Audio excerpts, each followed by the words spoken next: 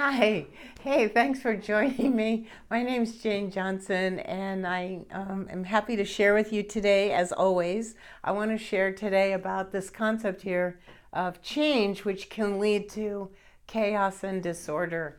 And so I have a personal story for you because that's how this all came about. This idea for this concept. I got a new desk, and in order to get it in my office, I had to get my old desk out and some other furniture too. And that's when I realized how much not only chaos was caused by all this moving of pieces, but how much I owned. All this stuff in there, from little things like pencils and a hole punch. Anybody have a hole punch? I mean, why am I still doing a hole punch? The thing where, buy it that way. Just, it was like going through an inventory of some things that were, I said, oh, this is great. And other things, why do I still have this? And anything in between, right? So who can relate to this, right? I mean, if you've not moved an office, you've surely moved from an apartment or a home somewhere to another home. And so you get into the new home and there's boxes of everything, and you're wondering where's my this and that, and yeah, they're all in boxes, and you're gonna have to take everything out and put it away or hire someone to do it. But either way, it's kind of like a disorder. And I wrote down the definition of disorder. It's to disrupt the systematic functioning or arrangement of, boy, I'll say. And I'm looking at this room I'm in, and I got my computer sitting on a file cabinet, and I'm literally using a cutting board. Are you ready? Yeah.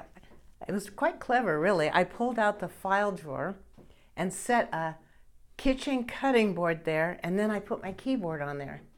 Very clever. Yes, it worked.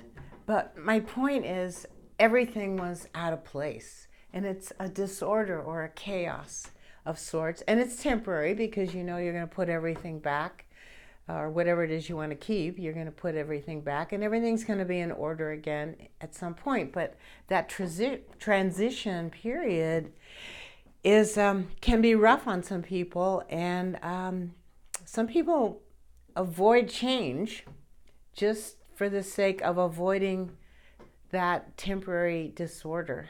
So I want to ask you to think about that for a moment. Have you ever avoided a change?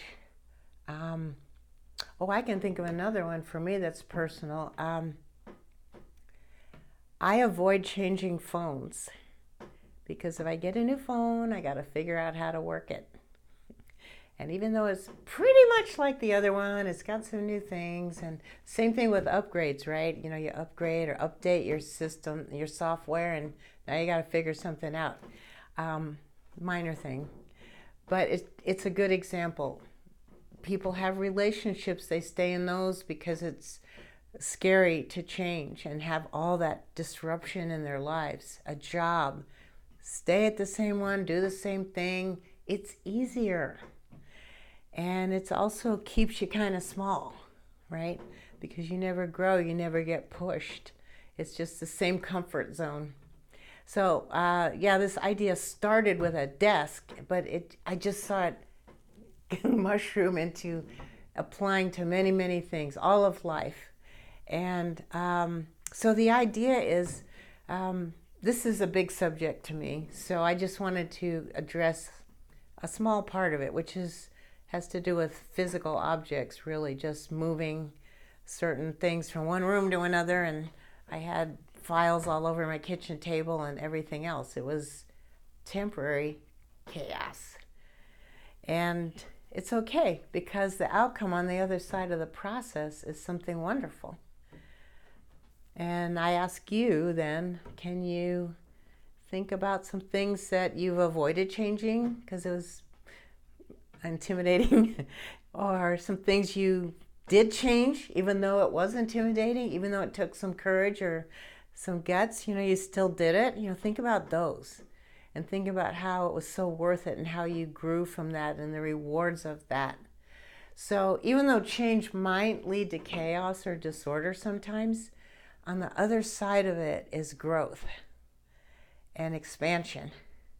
So with that, I'm going to ask you to write your comments and shares in the box below, because we all grow from that and learn. I really love that when everybody shares and we all can learn and grow. And thanks for joining me. I hope you got some value from this idea. And I'll see you next time. Bye.